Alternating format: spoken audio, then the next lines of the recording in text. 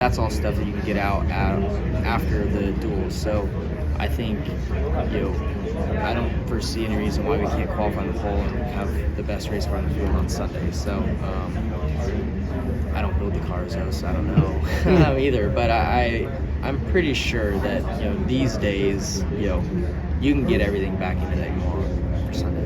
What does winning the Daytona 500 tell you about a driver, if anything? Tell me about a driver. I don't know.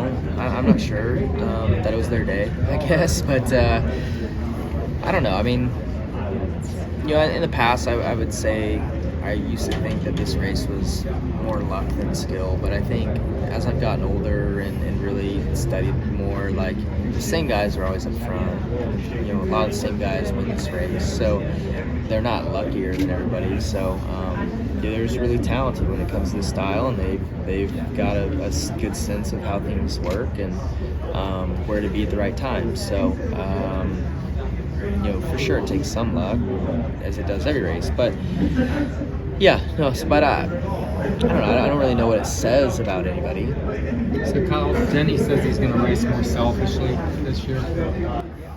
Is that possible? I was kind of surprised when he said that.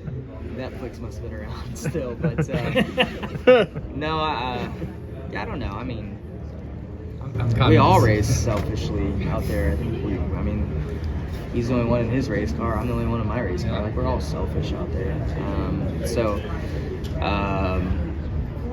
I don't know. I don't see, and I don't mean this negatively. I don't see how he can change his driving style to be more selfishly. Like, we're all, like I said, are selfish, and we all want to win for our team. So I think Denny's I think he's really good at, like,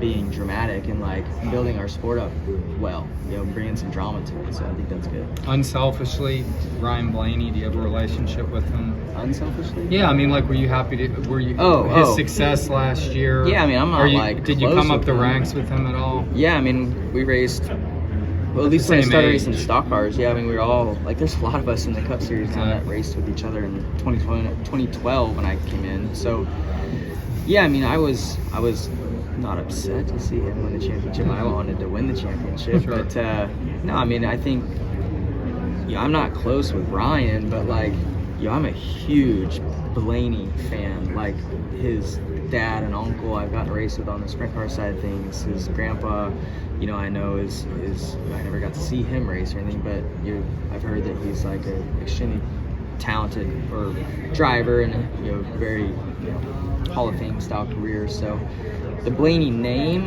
is probably one of the most successful last names in auto racing, at least in America. So I was happy for him to win that championship because it just adds to the Blaney legacy. Because so much of this race is a chess match. When you're on the flight home after the Daytona 500, can you help but not replay some of those moves over in your head?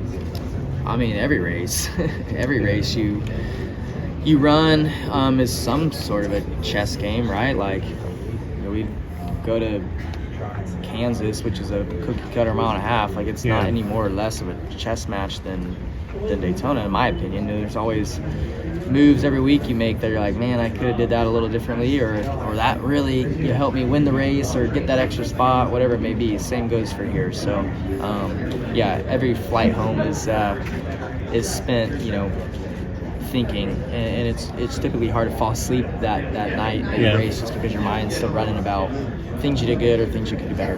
Kyle, I'm fairly new to covering NASCAR, and talking to a lot of the guys around here, your name came out of nowhere, like, you're the best, and I've heard it from a few guys. So for you, what does that mean, and what do you think you do well that really propels you to the top of the sport right now? Well, no, I appreciate hearing that for sure.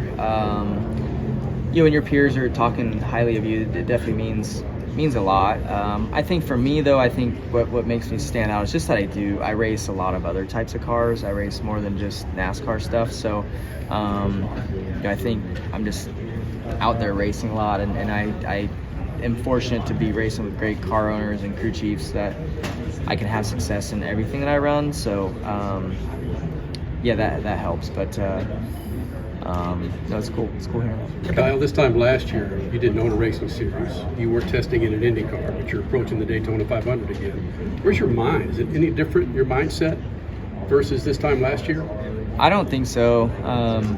I think everybody would assume that it should be different and stressful and more unfocused, I guess. But for me, my schedule always stays pretty hectic. I mean, I always race about 100 races a year, so it really doesn't feel much different to me at this point. Like I don't think too far ahead either. Like I've done a shit ton of these media availabilities like since last year, and it's like I think everybody assumes I should be thinking about the Indy 500 like every single waking moment of my life, but I've got way too much other stuff going on to get too far ahead of myself. So I really just get focused on whatever is the next thing in front of me, and right now is the Daytona 500, and that's all I care about right now.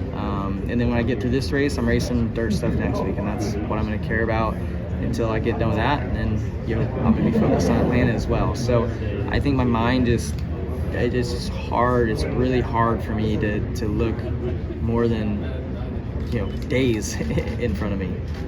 This is Harrison Burton, driver the number 21. Make sure to hit that subscribe button. Also, check out one of these two videos beside me.